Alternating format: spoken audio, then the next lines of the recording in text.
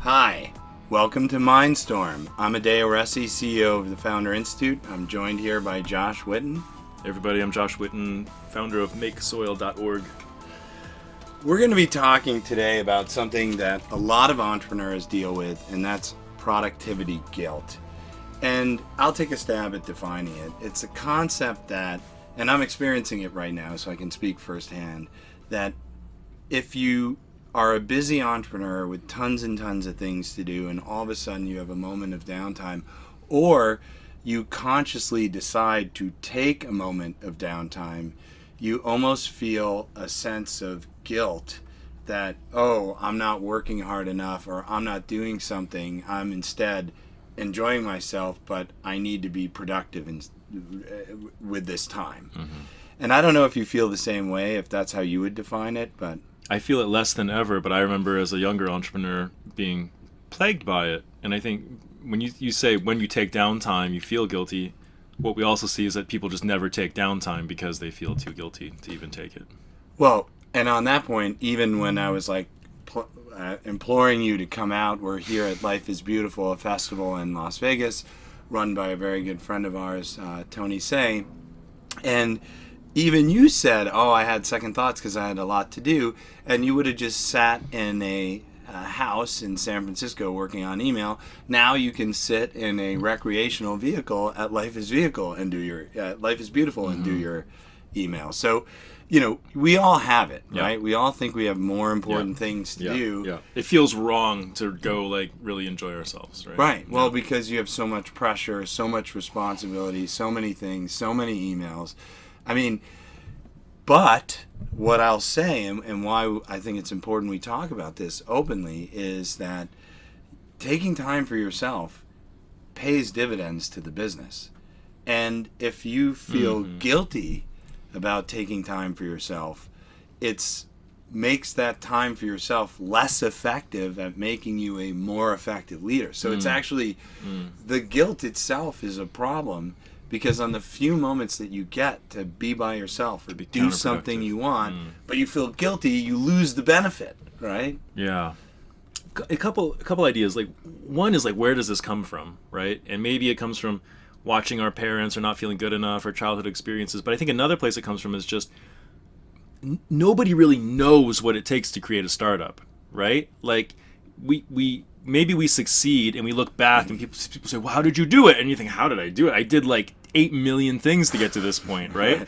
And really, you don't know which ones of those really mattered. It's probably kind of a Pareto principle thing, right? There was a lot of it that didn't matter, but we felt, we hustled, right? So I think what the default a lot of people fall into, entrepreneurs, is I'll just work myself to the bone insanely hard so that if it fails, I'll know that I did everything I could. Right. But if it would be a better answer would be if we actually did the stuff that we had to do to make a company work. On the Pareto distribution. Yeah. The like one task that you did that actually added mattered. 90% of the value, and then 90% of the tasks that you do add very little value. Right. You know, and that's a reality, and that if might not be anti-value. Yeah, well, making work where there isn't any, right? Well, we talked about that, and like where entrepreneurs actually, if they don't feel busy, right, that guilt of productivity comes in, and they might unconsciously make themselves busy so that they feel fulfilled in the role. So the guilt of productivity comes into play both when you're trying to take time off, but also when the business is going well. I mean, you know, it's not in every culture, though. I've met some Brazilian CEOs and some CEOs in other cultures. The companies are doing really well, and they seem busy but relaxed and better able to cope with it. You see it more in the Americas and in Europe, where, you know, oh my God, I'm successful, I need to be busy, I need to do more, there's more things I have to work on, and it's a sickness, really. So, you know, maybe we could go through some tools that we use to cope with it. And, you know, you had an experience today, I'm having an experience right now. I've got a lot of stuff going on in the business. Things are going really well. They're all being managed, but it's a Thursday afternoon and I'm at a festival not working, and I have productivity guilt. Right? I'm like, I should be more productive. But in fact, it's totally psychological. Everything's going well. I'm not needed for anything right now. Yeah. So how do you overcome it?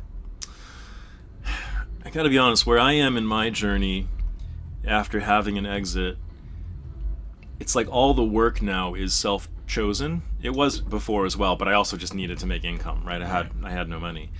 So now it's like, if I don't find a better way to work that is not just flogging myself for another decade of entrepreneurship, I'm just not willing to do it, right? So for me, it's like, it's kind of a non-negotiable in that I have to find a balanced way to live, or else I'm not gonna work on these companies anymore, right? Right. And yet I want them to be successful. I want to be as more effective than I've ever been in my entire life.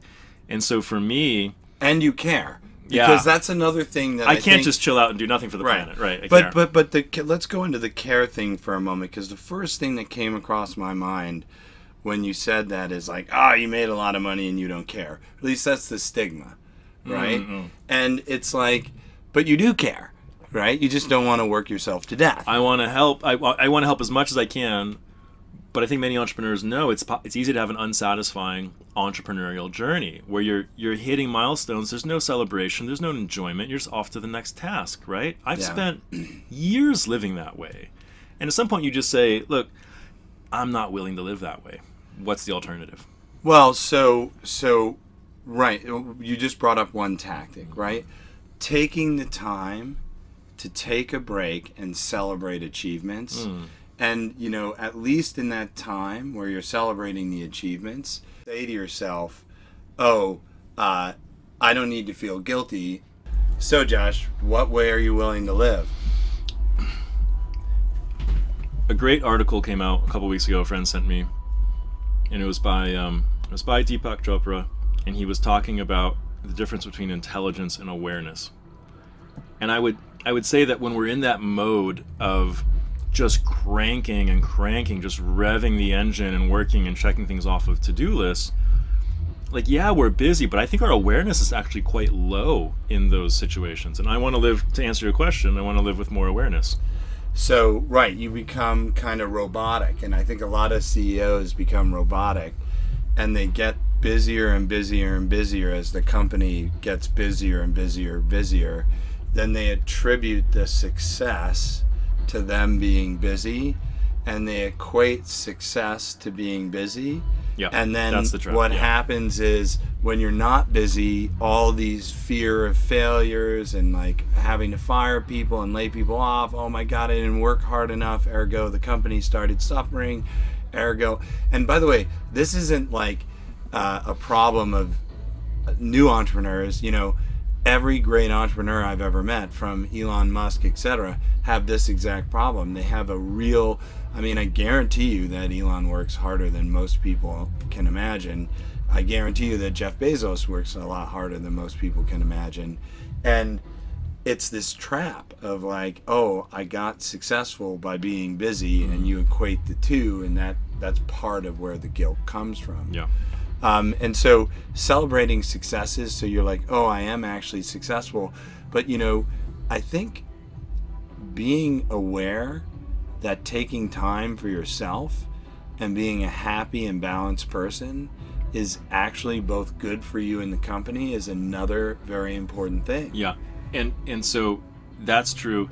And getting to the place where that feels okay is part of what we need to do, though, right? And so I remember dealing with this, and I think it was maybe reading maybe it was a Peter Drucker book about time or something. Time is your most precious resource or whatever. And I remember this epiphany I had that work was endless. The amount of things to do was truly endless. It's endless. And I had this sort of falsehood in my mind, which was that I was going to get it done. I was somehow getting this stuff done. I was getting some things done, but I was getting some amount of an infinite workload done. Right. And it really sunk in that there was no end to this. There was no end. You could double your productivity, you could quintuple your productivity, and you still would not get all the things done. And that was very sobering. I think that started to sink in and break this kind of subconscious myth that I was somehow going to get it done. Well, and get everything so done. Well, and that begs the question, like, what should you be working on? Yes. And then if you're mentally healthy, balanced, and in a good spot, and you walk in the office and you're Yep. like, hey, man, how's it going? And like, Yes. I'm really excited to be here. That's a productivity Versus- boost. Right. People feed off that Right. positive energy. Whereas if you come in the office, you're like, why isn't this done? Where's the stuff? That's right. And then the kind of negative That's culture right. of, and it persists in the culture. And like, And it can make a CEO resentful. It can make a founder resentful, right? You stay there 18 hours a day and everybody else is only there for 10 hours a day, right? I've seen that too. I'll tell you a great story that illustrates this in a very real way. So a friend of mine is scaling out clinics all around the world, and these are general practitioner clinics. And he interviewed tons of people to try and figure out retail stuff, and he studied tons of things. And this is what he discovered from operating experience. If he goes in and he puts like beautiful layouts and like nice carpets and big exam rooms and all this stuff, patient happiness is average, right? If he goes in, demolishes exam room, turns it into a break room for the staff, gives the staff really good benefits, makes sure they have flexible time, treats the staff really well, the customer satisfaction Interesting. goes through the roof. And so much so that he's like, it doesn't, I can take away exam rooms, I can not decorate it, it could just be a kind of rundown old place. Yeah. And the reality is, if the people working there are happy, the metrics of the business go through the roof because the customers are happy, the customer retention goes up, they come back more often, all the metrics of the business go way up because the people working there are happy. Yeah, And if exactly. the CEO is running around like a stressed out monkey, pounding on the table trying to get people to work harder, the team just is not going to be that happy. And that highlights another part of the dysfunction we're talking about, or the trap here, which is that it's so easy to get a twisted idea of what productivity looks like, right?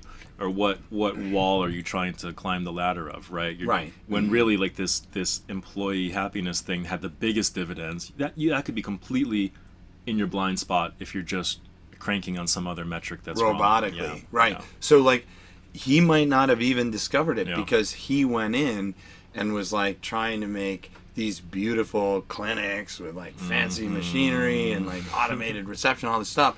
And the reality was like, when the people were happy, the business did well. Yeah, right. And like, it's kind of a truism for the world. Like right now at the Founder Institute, the company I run, morale is high. It's not like extraordinarily high, but it's quite high. And we have no problems in the business. Like, there's no stress, there's no pressure. Of course, things happen, right? We're really big in 200 cities. Things are bound to happen. But you don't go in the office and feel like, oh my God, it's command central for some, war in Afghanistan that we're losing. Right. You go in the office and you feel like, whoa, things are running smoothly. People are happy, like, getting stuff done, productive. Yeah. And so, in part it stems from the top because I've been taking the time, overcoming my own productivity guilt, and trying to be a balanced and good leader and a role model for the team, that we can accomplish things and be happy at the same time. Yeah.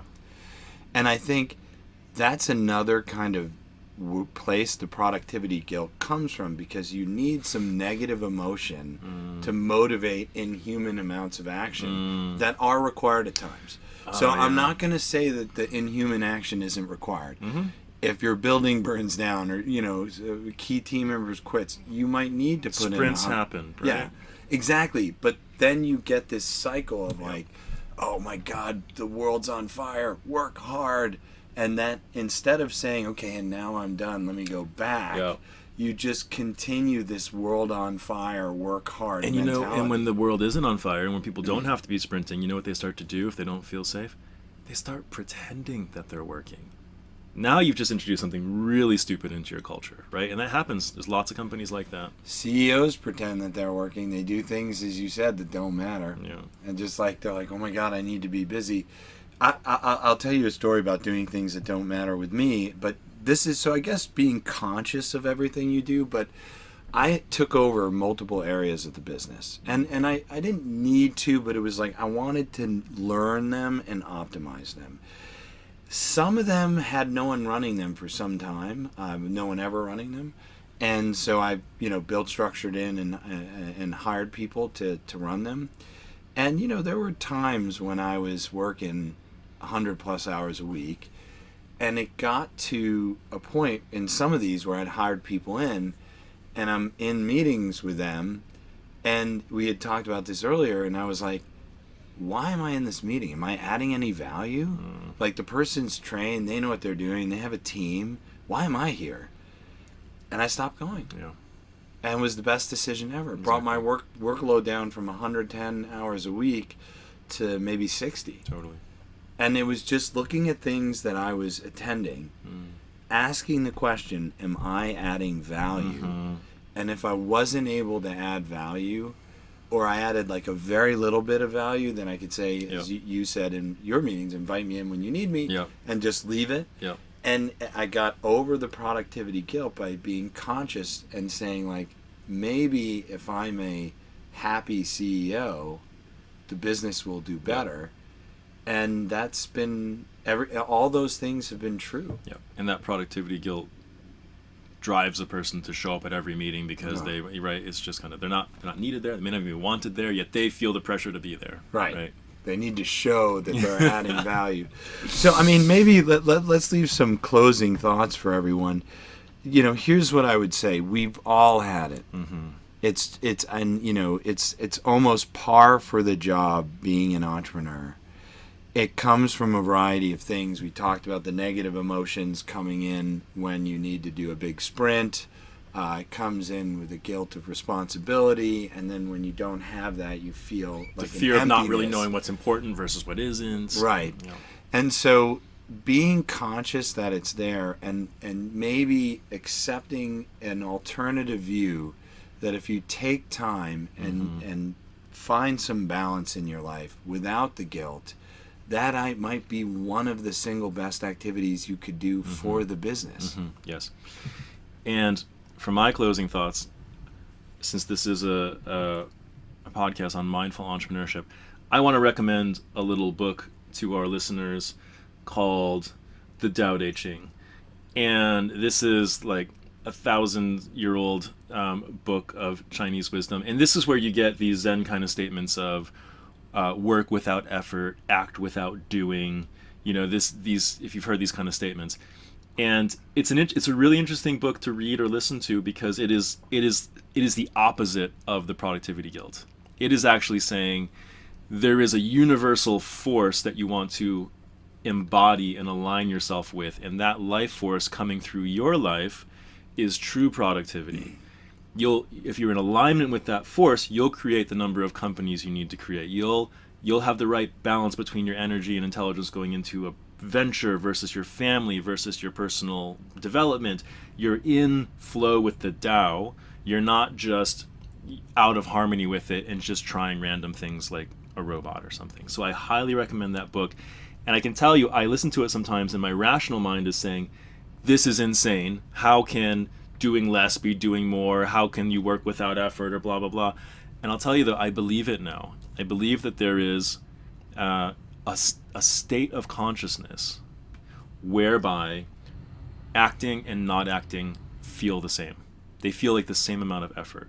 Sitting feels as restful as taking a meeting, but it is an unusual type of consciousness that very few people find their way to, but I am beginning to believe that it exists. So check out the Tao Te Ching. Well, and it relates to our manifesting episode, which I recommend everyone listen to as well. Yeah. Thanks, everyone, for listening. We'll be back with another episode soon. Bye-bye.